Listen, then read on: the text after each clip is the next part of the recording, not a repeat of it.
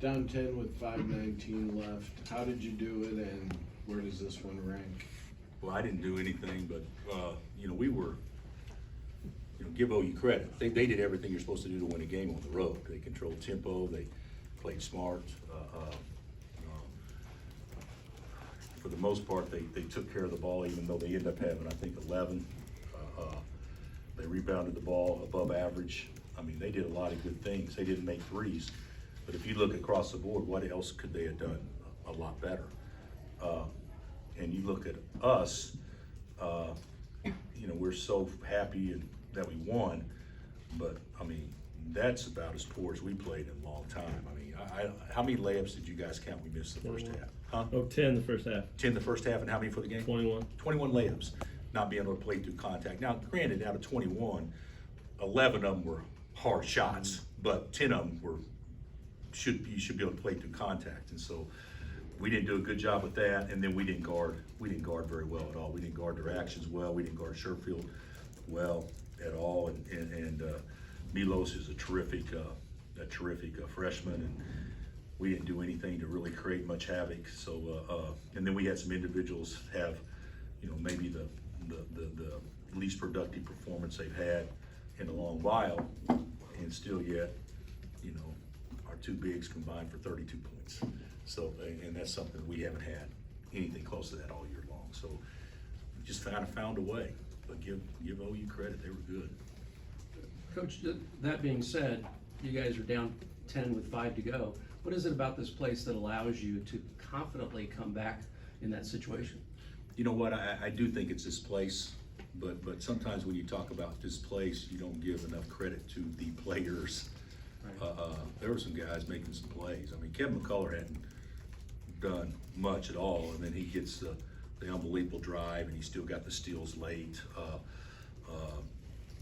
We didn't have anything going.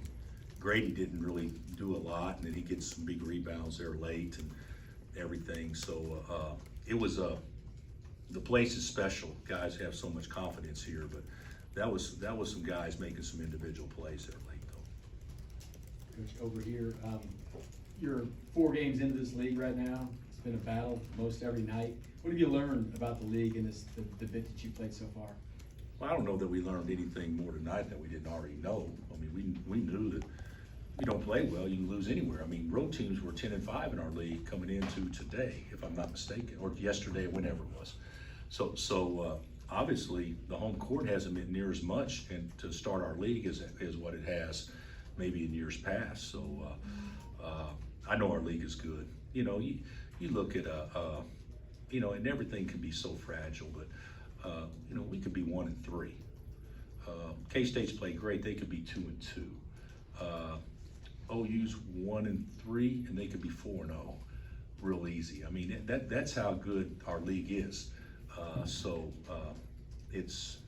It's Oklahoma State. I don't know how close the game was in Manhattan, but they were 1-2. They could have easily been 2-1 or whatever, because they could have won here and everything. So it's a monster league, and to the point where the team that doesn't get exhausted will probably have the best chance to stay at the end. And my teams historically have always kind of hit a little bit of a wall, sometimes in late January, and that happened last year, if you guys remember, and certainly it could happen again, but it could happen with anybody in our league.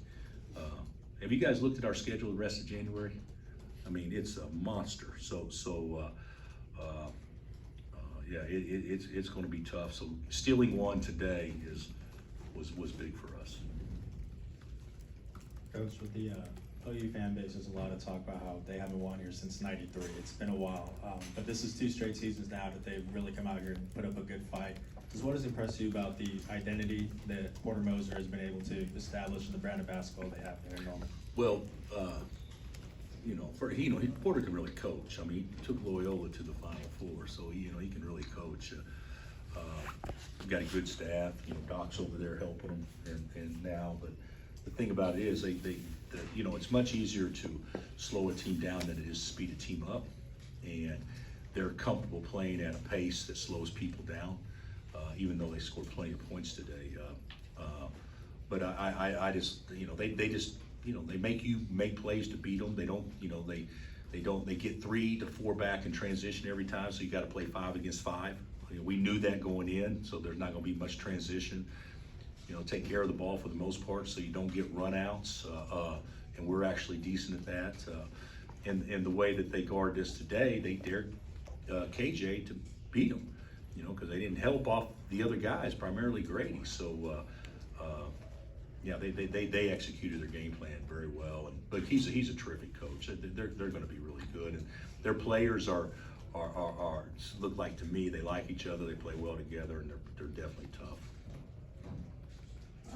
Bill, I know Coach Moser said Zach's kind of play kind of went under the radar. He wasn't expecting him to kind of go in and make those threes. Can you talk about a little bit how Zach played overall today?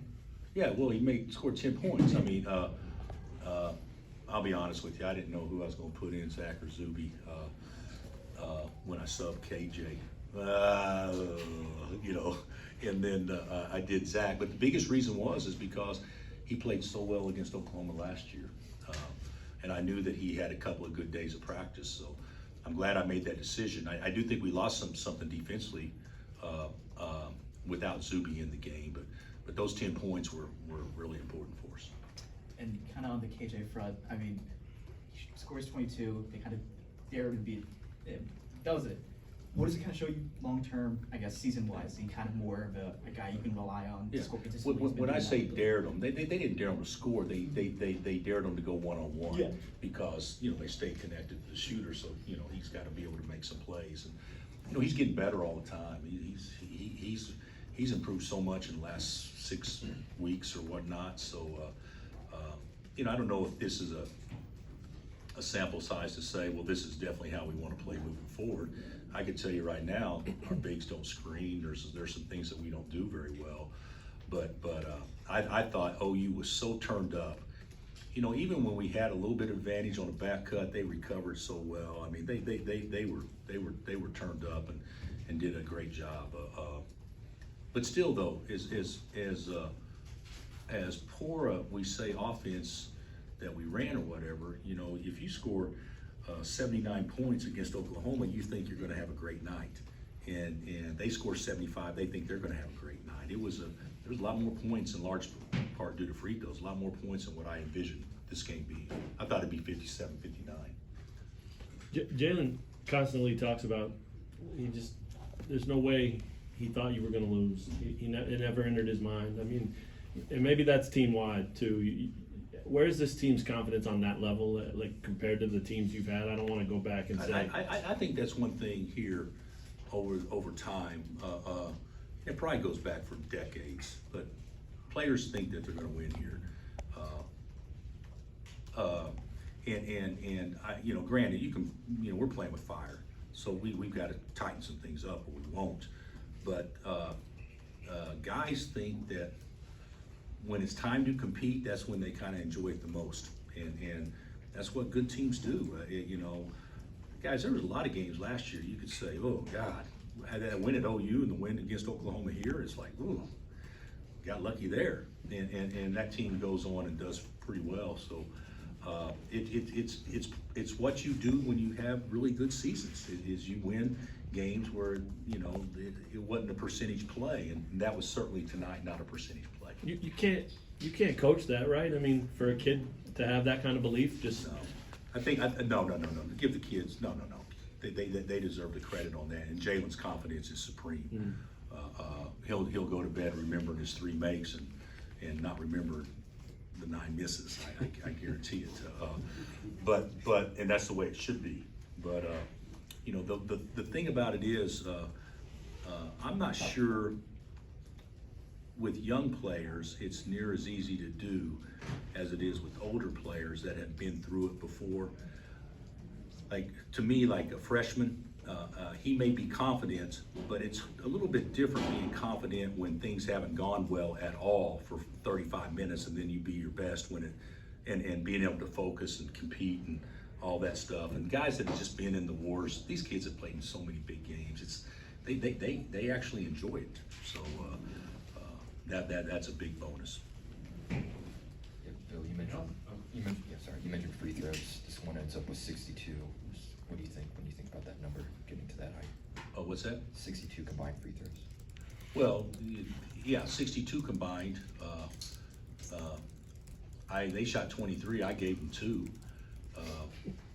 And to be real candid with you, we ran such bad offense, our only way to score was to drive it. And so that was our strategy, was try to get to the free throw line. It wasn't trying to play to shooting perimeter shots. And so